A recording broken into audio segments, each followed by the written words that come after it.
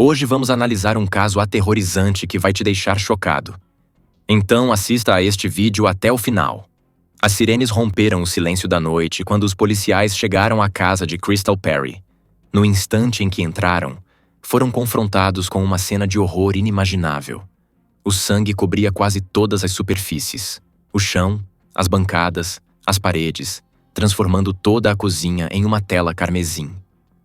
Mesmo os profissionais médicos mais experientes podiam ver de imediato que ela não teve nenhuma chance. Não importava quão rápido os paramédicos pudessem ter chegado, a enorme perda de sangue tornava-te a sobrevivência impossível. Isso não era apenas um assassinato. Era um ataque frenético e impiedoso. Seu torso, braços e pescoço estavam marcados com golpes de faca, cada um testemunhando a brutalidade extrema do crime. Quando a contagem final foi feita, o número era estarrecedor. Mais de 50 facadas. Queridos espectadores, temos as melhores histórias de crimes aqui no nosso canal. Para não perder nenhuma, inscrevam-se e, por favor, deixem um like no vídeo. Neste documentário, vamos examinar fotos reais e investigar o caso relacionado a Crystal Perry, que nasceu em 23 de agosto de 1963, na tranquila cidade operária de Rumford, no estado do Maine. Crystal era a caçula de 10 filhos, nascida em uma família que lutava para sobreviver. Seus pais trabalhavam incansavelmente, esticando cada centavo para alimentar e vestir os filhos. Com tantas bocas para sustentar, a atenção individual era um luxo, e a disciplina era rígida, mas necessária. Sua irmã mais velha, 12 anos mais velha do que ela, assumiu o papel de uma segunda mãe, cuidando dos irmãos mais novos com a paciência e o cuidado de alguém muito além de sua idade. Ela garantia que todos se alimentassem, ajudava nos deveres da escola e fazia o possível para oferecer conforto em uma casa onde o cansaço frequentemente tinha mais espaço do que o afeto. Apesar do amor entre irmãos, crescer em um lar com 10 filhos gerava em cada um deles o desejo de independência. À medida que foram crescendo, um a um, foram saindo, espalhando-se por diferentes cidades e estados em busca de seus próprios futuros. Crystal também ansiava por uma vida própria, uma vida em que pudesse finalmente sentir que pertencia a si mesma. No ensino médio, conheceu Tom, um garoto que naquela época parecia ser sua fuga. Eles viveram um romance leve, cheio dos típicos sonhos adolescentes de um para sempre. Pouco depois de se formarem, casaram-se e se mudaram para Cura, Califórnia, em busca do encanto de um novo começo e das promessas de uma vida maior. Depois de 1 ano e meio, Crystal e Tom decidiram voltar para casa, buscando conforto na tranquilidade familiar do Maine. Eles se estabeleceram em uma pequena cidade chamada Bridgeton, um lugar idílico, muitas vezes coberto pela névoa estranha que inspirou o famoso romance de Stephen King. Crystal conseguiu trabalho em uma loja de sapatos local, e Tom fazia serviços variados, ajudando como podia. A vida em Bridgeton era modesta, mas por um tempo foi boa. Logo, Crystal descobriu que estava grávida, e com essa notícia, veio um novo senso de propósito. Nos meses seguintes, ela imaginou um futuro em que poderia dar ao seu filho tudo o que um dia havia desejado para si. Quando a filha deles, Sarah, nasceu, Crystal sentiu uma alegria imensa. Finalmente tinha algo que era verdadeiramente seu. No entanto, a felicidade durou pouco. Embora Tom tivesse inicialmente demonstrado entusiasmo em ser pai, a realidade das responsabilidades pesou sobre ele. Sua natureza antes carinhosa começou a mudar, e ele passou a frequentar cada vez mais o bar local, afogando suas frustrações no álcool. Não demorou para que a bebida se transformasse em algo mais sombrio. O dinheiro que ganhavam mal era suficiente para sustentar a família, mas Tom o desperdiçava com bebida, deixando Crystal lutando para conseguir pagar comida e contas. Houve noites em que não havia dinheiro algum. Noites em que ela ia para a cama com fome, garantindo que Sarah tivesse o suficiente para comer. O golpe final veio quando Tom roubou o dinheiro que ela havia separado para as compras, deixando-a em lágrimas e obrigada a pedir ajuda para conseguir se manter. A cada dia que passava, o homem com quem havia se casado se tornava um estranho, e Crystal sabia que não poderia criar sua filha em tamanha instabilidade. Com uma determinação silenciosa, ela entrou com o pedido de divórcio. Embora Tom continuasse vendo Sarah de vez em quando, sua presença na vida da filha era no máximo esporádica. Mas os problemas de Crystal não terminaram com o divórcio. A nova namorada de Tom fixou os olhos nela, aparentemente incapaz de aceitar que Crystal tivesse feito parte da vida dele. O assédio começou com ligações raivosas, palavras carregadas de veneno e ciúme. Depois vieram as visitas inesperadas, aparecendo na casa de Crystal, causando confusões, gritando acusações. Isso evoluiu para ameaças que Crystal não podia ignorar. Ela temia não apenas por si, mas por Sarah. Preocupava-se com o que poderia acontecer caso Sarah passasse tempo na casa do pai. E se o ciúme daquela mulher se transformasse em violência? O simples pensamento a mantinha acordada à noite. Determinada a dar a Sarah uma vida melhor, Crystal trabalhou duro, economizando cada centavo que podia. Eventualmente, conseguiu comprar uma pequena casa nos arredores de Bridgeton, uma residência modesta, mas bonita, situada perto de um lago pitoresco, cercado por uma floresta densa. Era um lugar tranquilo, quase como um sonho realizado. Aquela casa era dela. Algo que havia conquistado, algo que ninguém poderia tirar. Para Crystal, que crescera em um lar abarrotado e com pouco espaço para si, aquela solidão era um presente. Para Sarah, era um lugar onde poderia se sentir segura, amada e protegida. Em 10 de maio de 1994, a noite parecia ser como qualquer outra. Crystal e Sarah assistiram juntas a um eclipse solar, maravilhadas com o céu escurecendo no meio do dia. Riram, fizeram desejos e depois voltaram para casa, aproveitando uma noite tranquila. O dia seguinte seguiu seu ritmo habitual. Crystal foi trabalhar, Sarah foi à escola, e mais tarde jantaram juntas, como sempre faziam. Quando chegou a hora de dormir, Crystal a cobriu, beijou sua testa e sussurrou: "Boa noite, meu amor." Era um momento que Sarah jamais esqueceria. No meio da noite, Sarah foi acordada por um grito estridente. No começo, ainda sonolenta, pensou que a mãe estivesse discutindo com alguém ao telefone. Mas, à medida que sua mente clareava, percebeu que aqueles gritos eram puros, desesperados, carregados de terror. Seu coração disparou quando se aproximou da porta entreaberta do quarto. Os sons vinham da cozinha. Embora não pudesse ver nada do lugar onde estava, o pavor na voz de sua mãe lhe causava arrepios. Então, ouviu passos. Pesados, deliberados. Um frio tomou conta de seu corpo. Alguém estava na casa. Alguém estava machucando sua mãe.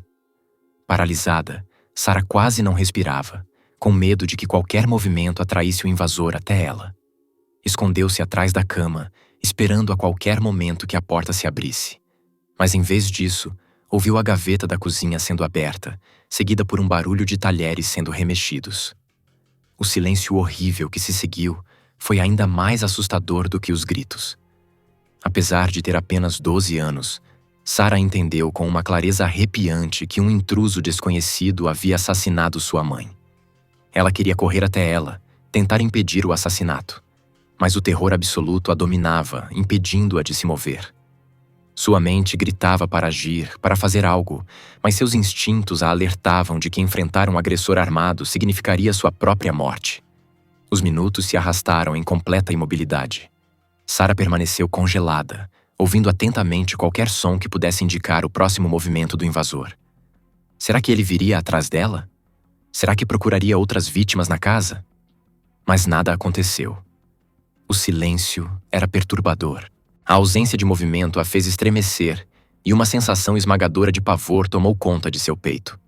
Reunindo cada grama de coragem, Sarah finalmente conseguiu se mover. Passo a passo, saiu do quarto e, com cautela, avançou em direção à cozinha. As luzes estavam apagadas. A única iluminação vinha da luz da lua entrando pela janela. Ao dar mais alguns passos, seus olhos se voltaram instintivamente para o relógio na parede. Marcava exatamente 1h da manhã. Então ela viu sua mãe. O corpo sem vida de Crystal estava estendido no chão da cozinha, em meio a uma imensa poça de sangue vermelho.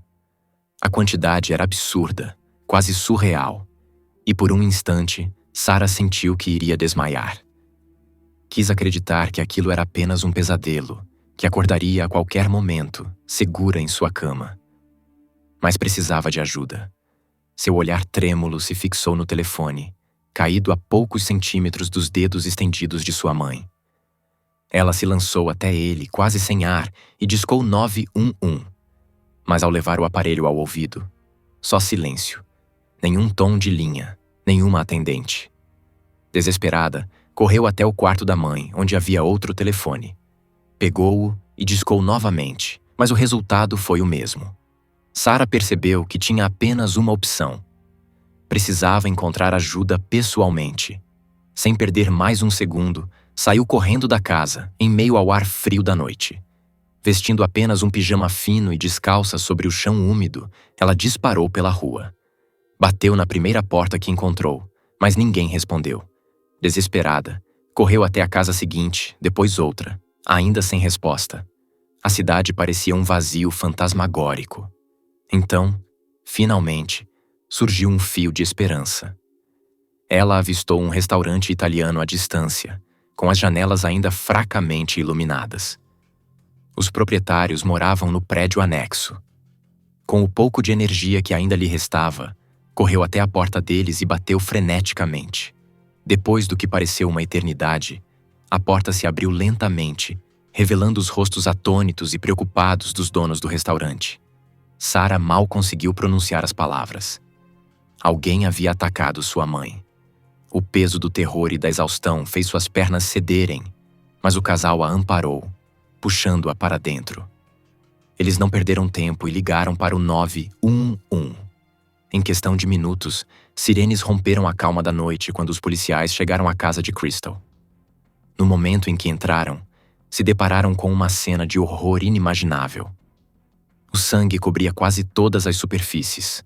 O chão, os balcões, as paredes. Era como se toda a cozinha tivesse sido pintada de vermelho. Crystal já estava morta, e até mesmo os profissionais médicos mais experientes podiam dizer de imediato que ela não tivera nenhuma chance. Mesmo que os paramédicos tivessem chegado em questão de minutos, a enorme perda de sangue teria tornado a sobrevivência impossível.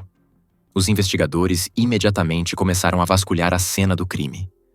Uma impressão de palma foi encontrada no vidro da porta da frente, mas a análise inicial sugeriu que pertencia a Sarah. Estranhamente, não havia outras impressões digitais em lugar nenhum. Nenhum indício da identidade do assassino deixado para trás. No entanto, uma descoberta na cozinha gelou os policiais. Uma série de pegadas de sapato, claramente marcadas em sangue, se estendiam pelo chão. Eram de tamanhos e ângulos variados, indicando movimento, hesitação. Levavam até o quarto de Sarah, apenas para parar de repente e voltar. Por algum motivo, o assassino havia decidido não entrar. Um detalhe ainda mais estranho surgiu quando os detetives examinaram a cena com mais atenção. Parecia que o criminoso havia tentado inutilmente limpar parte do sangue. Mas com toda a cozinha encharcada, seus esforços foram praticamente ineficazes. A pista mais intrigante era o padrão das manchas de sangue. A maioria das gotas havia caído em ângulo, como se tivesse sido lançada por uma arma, provavelmente a faca usada para matar Crystal. Mas algumas gotas tinham uma trajetória diferente. Haviam caído em linha reta, perfeitamente verticais, de uma altura maior. As implicações eram perturbadoras. Os investigadores teorizaram que o assassino havia se ferido durante o ataque. A presença dessas gotas levando até um rolo vazio de papel toalha sugeria que o autor do crime havia tentado estancar o próprio sangramento antes de fugir da cena. Os peritos médicos do crime conduziram um exame meticuloso do corpo de Crystal, revelando uma realidade brutal e chocante. Mais de 50 facadas cobriam seu torso, braços e pescoço. O número excessivo de ferimentos indicava uma fúria extrema, um crime passional, ou um ato cometido por alguém completamente perturbado. Apesar da busca exaustiva, os detetives não conseguiram localizar a arma do crime na cena. Isso os levou imediatamente a acreditar que o autor havia levado a faca consigo, seja como um macabro troféu, seja para se livrar dela em outro lugar. Especialistas, baseados na natureza dos ferimentos e no fragmento quebrado, concluíram que a arma havia sido uma faca de cozinha comum, provavelmente uma da própria casa de Crystal. Enquanto vasculhavam as evidências, os peritos forenses fizeram uma descoberta crucial. Amostras de DNA do autor do crime foram encontradas no corpo, juntamente com as manchas de sangue que não pertenciam a Crystal. Essas amostras foram imediatamente enviadas para análise de DNA no laboratório, mas houve um grande contratempo. Devido a restrições orçamentárias e ao acúmulo severo de casos, o laboratório forense local estava sobrecarregado, o que significava que os resultados não estariam disponíveis por pelo menos 6 meses. Esse atraso forçou os detetives a iniciarem a investigação sem a confirmação forense, confiando apenas na intuição, em evidências circunstanciais e em trabalho investigativo metódico.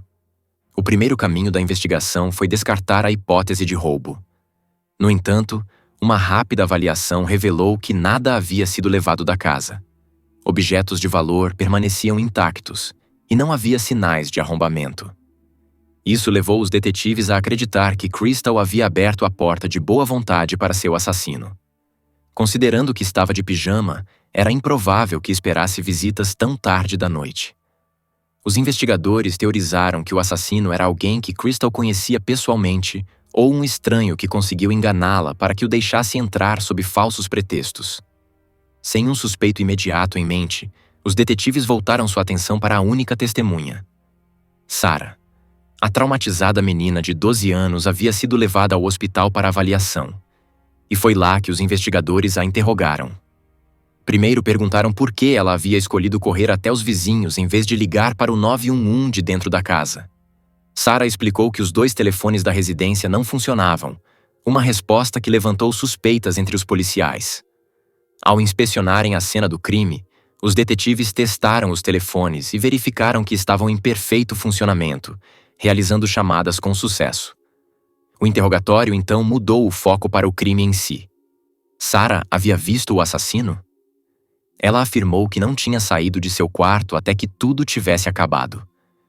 No entanto, os investigadores continuaram céticos. Como então ela havia concluído imediatamente que sua mãe fora atacada com uma faca? Sarah insistiu que isso tinha ficado óbvio apenas pelos sons que ouvira, mas os detetives não se convenceram. Suspeitavam que ela pudesse estar escondendo informações vitais por medo ou trauma. Nos 3 dias seguintes, Sarah foi submetida a intensos interrogatórios, questionada um total de 18 vezes na esperança de que sua história mudasse ou que revelasse algum detalhe esquecido. Mas seu relato permaneceu inalterado. Frustrados, mas determinados, os investigadores mudaram o foco para outras pistas. Um avanço surgiu quando os detetives descobriram um par de botas em uma loja de calçados local, cuja sola distinta correspondia às pegadas ensanguentadas encontradas na cozinha de Crystal. Essa pista abriu novas possibilidades de investigação, mas a pergunta permanecia: a quem pertenciam aquelas botas? Ao mesmo tempo, a polícia descobriu outra pista. Crystal havia sido alvo de assédio persistente por parte de Teresa, a namorada de seu ex-marido, Tom. Teresa havia feito várias ameaças contra Crystal, expressando abertamente sua hostilidade. Apesar de o assassino ser evidentemente um homem, os detetives ainda seguiram essa linha, suspeitando que Teresa pudesse ter convencido alguém a cometer o crime em seu lugar. Mas após longas entrevistas e vigilância, não encontraram nenhuma evidência direta ligando Teresa ao assassinato. Mudando o foco mais uma vez, os investigadores voltaram-se para o relacionamento romântico recente de Crystal. Na época de sua morte, ela estava envolvida com um homem chamado Dennis, que havia conhecido 2 anos antes, quando ele começou a trabalhar na loja de sapatos. O relacionamento evoluiu rapidamente, levando Dennis a pedi-la em casamento. Crystal havia aceitado, mas por razões desconhecidas, o casamento nunca aconteceu. Logo ficou evidente que o relacionamento deles era conturbado. Amigos e colegas relataram que Crystal e Dennis discutiam com frequência, e o temperamento dele era imprevisível. Ele tinha histórico de quebrar coisas em acessos de raiva, socando paredes, batendo portas. Mas não havia relatos de que tivesse agredido fisicamente Crystal. Ainda assim, seu temperamento explosivo o tornava uma pessoa de interesse. No dia seguinte ao assassinato de Crystal, os detetives foram até a casa de Dennis. Quando ele abriu a porta, eles não perderam tempo com formalidades. Perguntaram diretamente se ele havia saído de casa na noite anterior e se tinha visto Crystal. Sua reação foi imediata e perturbadora. Em vez de responder, o rosto de Dennis perdeu toda a cor, e antes que pudesse pronunciar uma palavra, ele desabou no chão em aparente choque. Assim que recobrou a consciência, concordou em responder às perguntas. Com a voz trêmula, admitiu que de fato havia planejado visitar Crystal naquela noite. No entanto, afirmou que se atrasou depois do trabalho ao ajudar um amigo a consertar um carro. Ao voltar para casa naquela noite, Dennis ligou para Crystal esperando vê-la, mas ela disse que já era tarde demais. Essa troca aparentemente pequena rapidamente se transformou em uma discussão. Dennis, frustrado, ficou em casa, remoendo as tensões do relacionamento. Ele mais tarde admitiu à polícia que as brigas vinham se intensificando recentemente, mas insistiu que jamais a machucaria. A polícia não conseguiu verificar completamente o álibi de Dennis, mas confirmou que ele realmente havia passado a noite ajudando o amigo a consertar um carro. Ainda assim, os detetives continuaram desconfiados. Dennis concordou em fazer um teste de polígrafo e, em sua maior parte, os resultados indicaram veracidade. No entanto, uma resposta chamou a atenção. Quando lhe perguntaram se ele se sentia responsável pela morte de Crystal, Dennis respondeu firmemente que não, mas o examinador detectou sinais de estresse. Essa anomalia, combinada com sua proximidade da vítima, apenas aprofundou as suspeitas dos investigadores.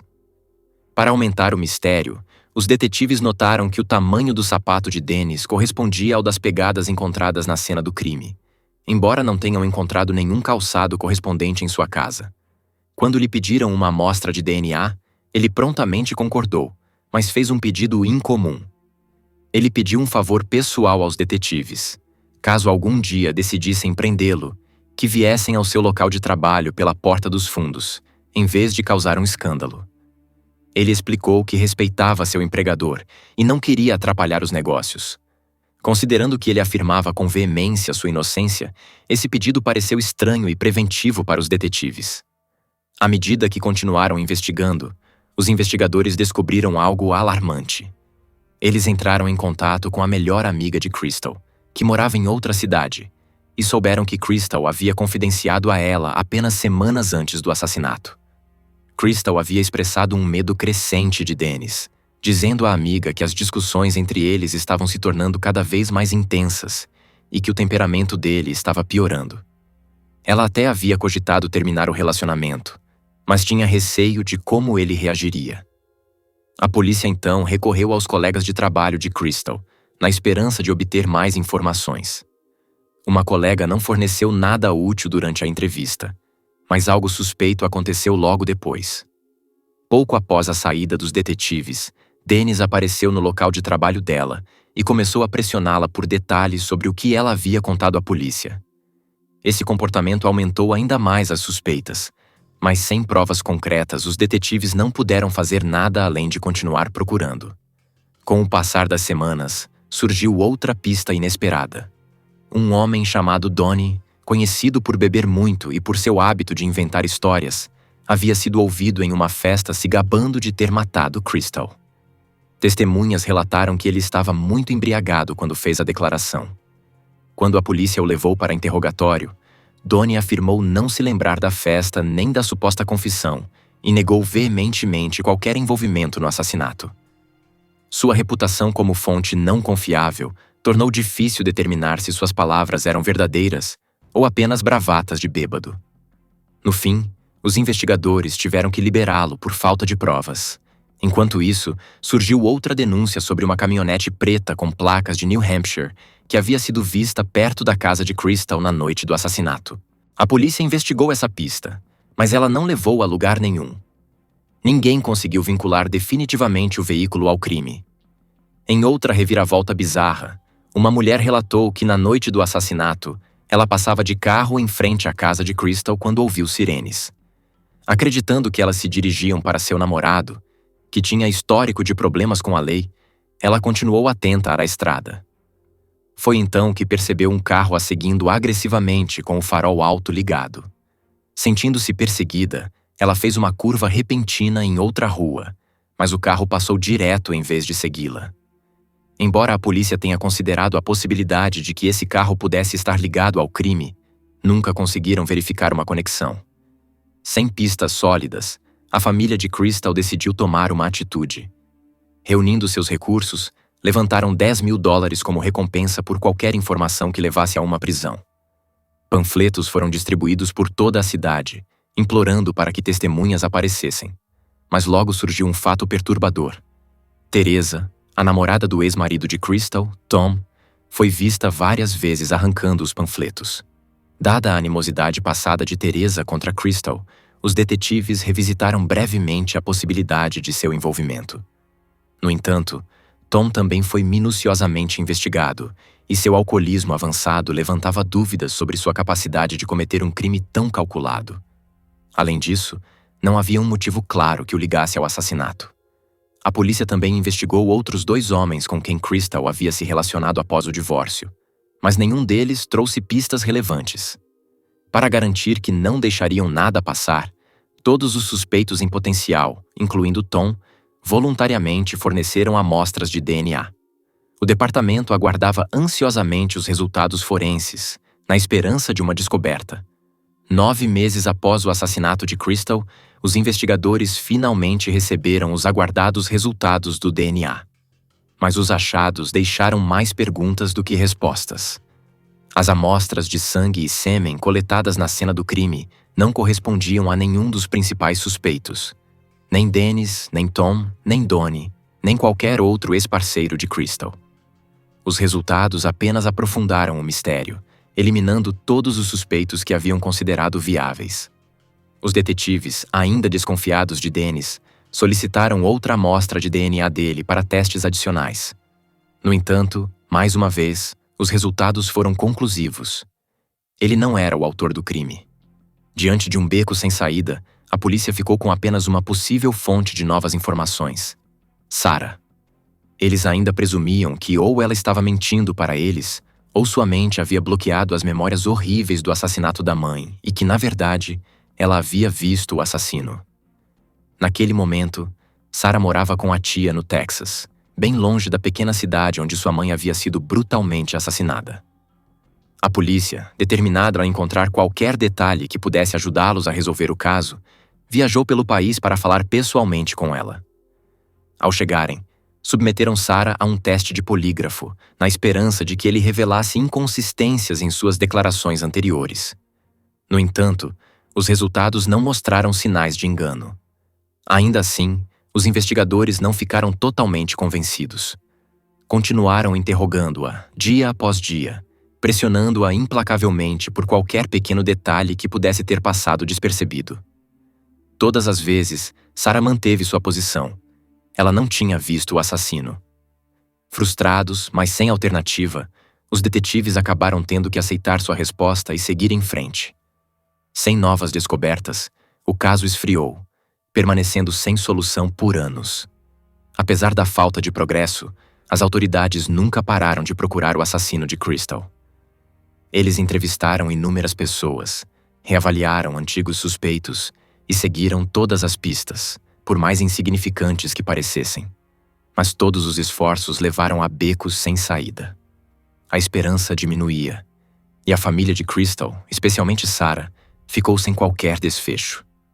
Então, no fim da década de 1990, um avanço tecnológico significativo mudou o rumo das investigações criminais. O banco de dados de DNA do FBI entrou em operação. Os detetives imediatamente carregaram a amostra de DNA coletada na cena do crime de Crystal, aguardando ansiosamente uma correspondência. No entanto, para sua decepção, nenhum resultado surgiu. Os anos se passaram, e a cada dia o caso esfriava ainda mais. Em 1999, porém, surgiu uma nova perspectiva quando um novo detetive foi designado para o caso. Determinado a descobrir a verdade, ele adotou uma abordagem mais agressiva. Ele não apenas revisou cada peça de evidência existente, mas também elaborou um novo plano: coletar o maior número possível de amostras de DNA de homens que viviam na cidade e nas áreas vizinhas. Nessa época, a tecnologia forense havia avançado significativamente, tornando possível processar os testes muito mais rápido. A polícia reuniu centenas de amostras, eliminando metodicamente os suspeitos um por um. Mas apesar de todos os esforços, nenhuma delas correspondeu ao DNA encontrado na cena do crime. Recusando-se a desistir, o detetive entrou em contato com Sarah e a incentivou a trabalhar com um psicólogo especializado em recuperação de memória. A esperança era que lembranças reprimidas, enterradas pelo trauma, pudessem ressurgir. Sarah concordou em passar pelo processo. Após várias sessões, o psicólogo concluiu que Sarah estava dizendo a verdade.